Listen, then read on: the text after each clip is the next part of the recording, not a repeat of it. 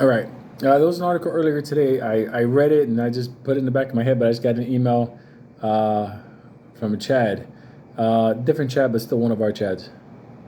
Lou, I would love to know your thoughts on this article. Now, this article talked about the amount of water that's being used to cool off the Bitcoin mining machine. So I'll read it here. Each Bitcoin transaction user uses 4,200 gallons of water, enough to fill a swimming pool and could potentially cause freshwater shortages. Let me just continue with this one.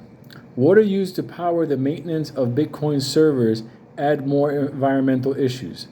Now understand something. When the environmental freaks start focusing on something, there you go. Look, I'm going to tell you right now, Bitcoin is not green. Bitcoin it requires a lot of fuel consumption, energy consumption, to put it that way.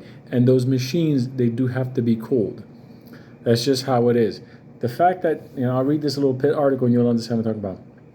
Crypto mining, mainly with Bitcoin and Ethereum, has always been controversial due to the energy and resources consumption required to mine the currency. However, Bitcoin has a new concern, as recent reports outlines that it uses 2,027 gallons of fresh water for every single transaction, either by buying or selling. Because of these transactions, many countries, such as the United States, can face fresh water shortages, and the currency becomes more widely adopted. The detailed report, Bitcoin's impact on the worldwide water, scrutiny, while comparing it to Kazakhstan, which has much larger freshwater consumption and some mitigation solutions. This study was done by yada, yada, yada. Listen, I'm telling you something. If the eco freaks are focusing on Bitcoin mining right now, understand something.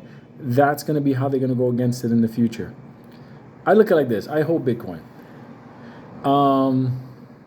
I look at Bitcoin as for the run up, and then that's basically it. I think they're going to go, okay, we're done. Do you understand? Because it's not really used for transactions. It's not. It's not at all. It's just a store of wealth. Oh, I got something to play on that. Do I still have it? Boom, boom, boom, boom, boom. I'll look for it and see if I have it. Yeah, I actually do. 2 seconds. Let's see. I joined the board of Ripple because XRP serves a purpose. It's a function that facilitates cross-border payments. It's not some store of value, kind of arbitrary value that is not pegged to anything. This is actually what legitimate financial institutions use. That's Rosie Rios. She's the one that signs the $100 bill. She was the treasurer of the United States. Now she's over at Ripple. You heard what she said. XRP has a real use, unlike Bitcoin. Bitcoin is just, let's see if it goes up. Come on, more, higher. It's great. But what goes up will come down.